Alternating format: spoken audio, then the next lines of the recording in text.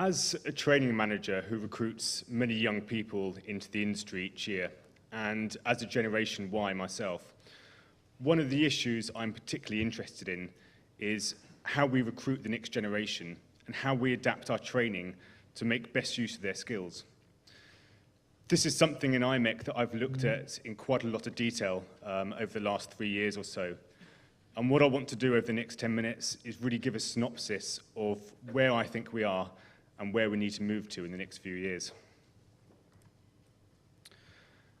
So just really to summarize where we are at the moment, we often talk about the industry as Generation X and Generation Y, for the good reason that they make up most of our seagoing personnel. So Generation X were those born between 1965 and 1980, and probably make up the most of our senior officers. They're a generation of when they went through their schooling or cadetship, if they wanted information, they had to go out and find it, such as through paper encyclopedias. Then we had Generation Y, so those born from the beginning of the 1980s up to the year 2000. And probably maritime training wasn't too different for them.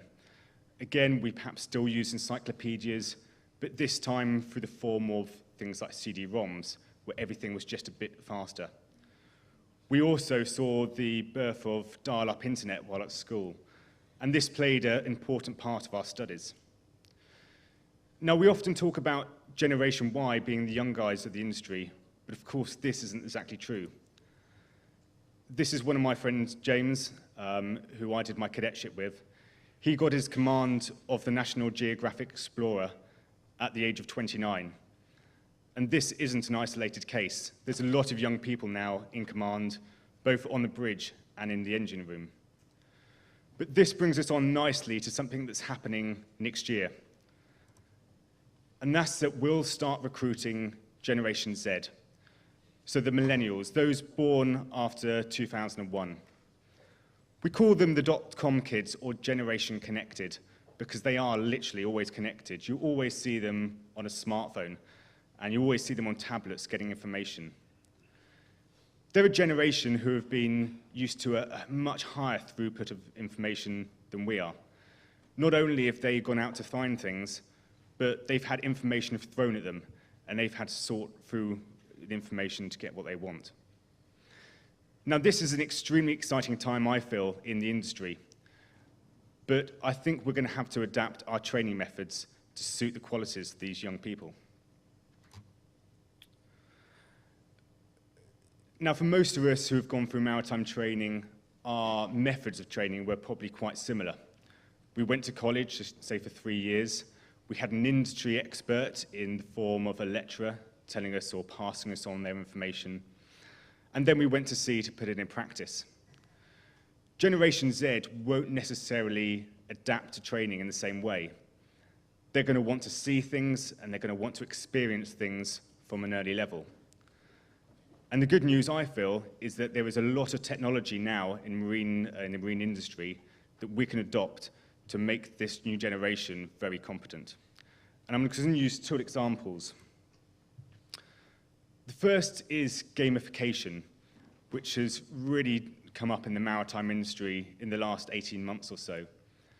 It's always been there in the aviation industry with things like PC pilots and flight simulator.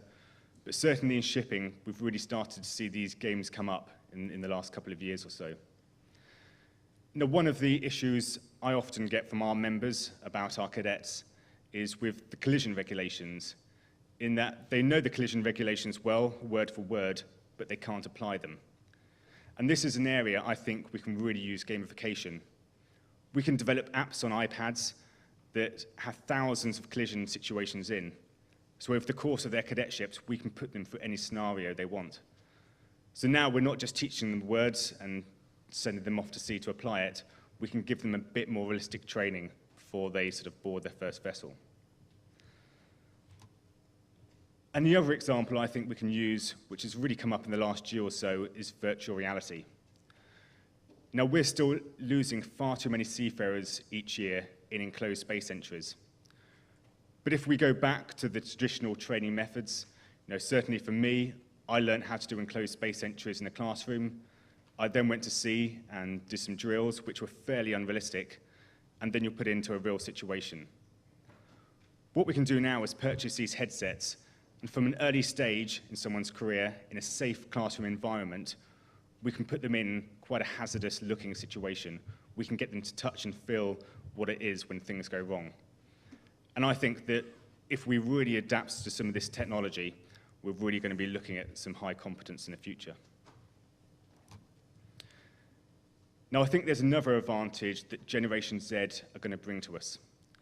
And we've already spoken about it in this conference this morning, about information overload, about so much information being thrown to the navigator that they simply can't interpret it. There's just too many layers of the ectis. Now, it'd be nice to think we're going to standardization, but that's probably not going to happen. But like I said at the beginning, this Generation Z have been used at an early age to sorting through a lot of information on a small screen quickly, maybe from the age of even 3 and 4. So I think some of these issues, although they're not going to go away, this new generation are going to be able to handle them a lot better. And I think this is a good thing because I don't think we're moving away from information. I think we're going to be adding more information onto the bridge.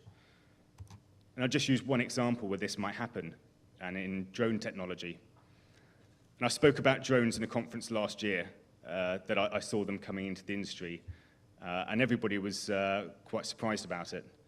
But within about 6 months later, some of the class societies I see started using them for surveys.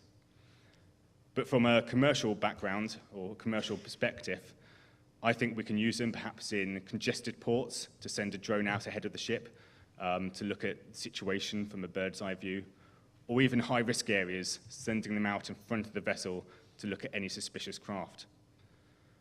Now, this is great stuff, but what it's going to do is add more information onto the bridge. And I think the new generation, Generation Z, are going to come up with the necessary skills to be able to process all of this.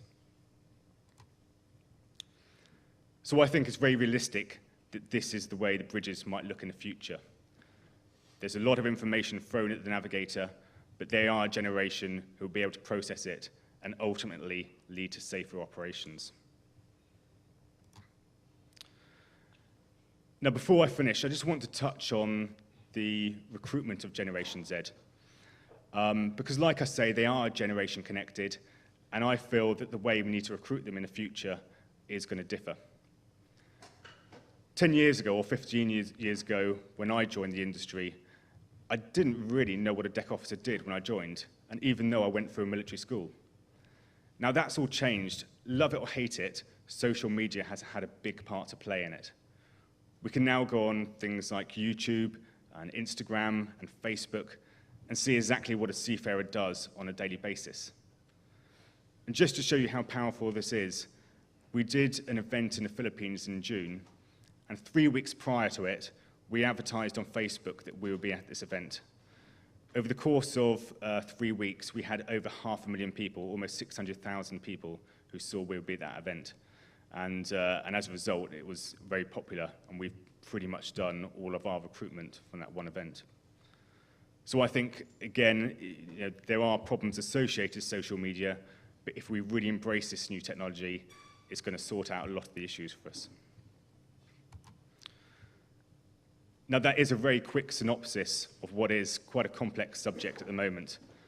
Like I say, it's coming to us quite fast. This generation will be joining the industry as of next year.